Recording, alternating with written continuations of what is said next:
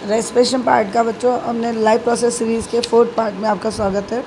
और हम एरोबिक और एनएरोबिक में डिफरेंस पढ़ रहे थे। तो एरोबिक का मैंने एक्सप्लेन ऑलरेडी आपको कर दिया था।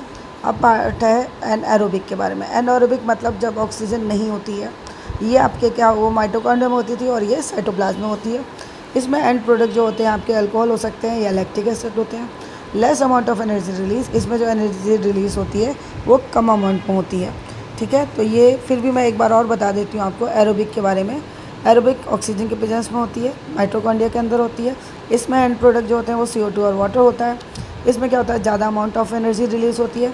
एनारोबिक में ऑक्सीजन के एब्सेंस में होता है, साइटोप्लाज्म के अंदर होता है। इसमें जो एंड प्रोडक्ट हैं दैट आर अल्कोहल और lactic acid. Less amount of energy release, come amount में एनर्जी रिलीज़ होती है। ठीक है, तो ये तो हुआ आपका रेस्पिरेशन वाला टॉपिक। रेस्पिरेशन में हमें जो 10th के सिलेबस में हमें ह्यूमन रेस्पिरेटरी सिस्टम को पढ़ना है। ह्यूमन रेस्पिरेटरी सिस्टम में क्या होता है, passes of air through the respiratory system.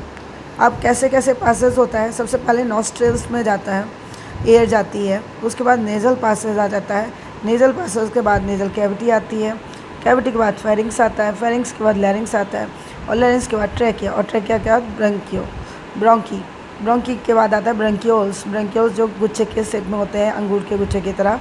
एलुबिलाई आ जाता है। एलुबिलाई में क्या होता है, गैसेस एक्सचेंज होता है और O2 और CO2 का एक्सचेंज होता है।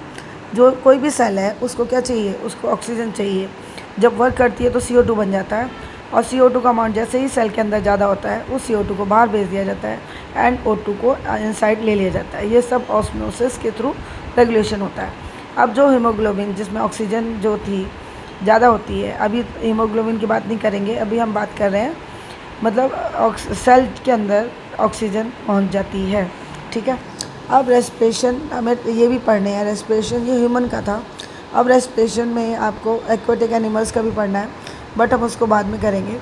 रेस्पिरेशन इन ह्यूमन बीइंग में कैसे हो रहा है, तो देखो आप, ड्यूरिंग इनहेलेशन ब्रीदिंग इन, हम जो एयर इन अंदर लेते हैं तो जो वॉल्यूम जो है चेस्ट कैविटी का बिकम लार्जर, तो वो ज़्यादा हो जाता है। क्यों और ज़्यादा कैसे हो रहा है, क्योंकि रिब्स गेट लिफ्टेड, रिब्स जो है वो ऊपर की तरफ उठ जाती हैं एंड डायफ्राम गेट फ्लैटेंड, और डायफ्राम जो है वो कैसा हो जाता है, फ्लैटेंड हो जाता है, सीधा हो जाता है। आपको पता है डायफ्राम कैसा होता है, तो डायफ्राम कैसा हो गया, फ्लैटेंड हो गया, जिसकी वजह से रिब्स जो है वो लिफ्टेड हो गई और जो कैविटी का वॉल्यूम है वो क्या हो गया, बढ़ गया।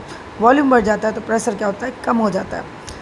ठीक है, तो जो एयर है वो आसानी से एंटर कर जाती है, अंदर भर जाती है। Air get sucked into the lungs, air जो है वो लंग्स के अंदर आ जाती है and fill the expanded alveoli, और जो भी एल्विलाई है उसको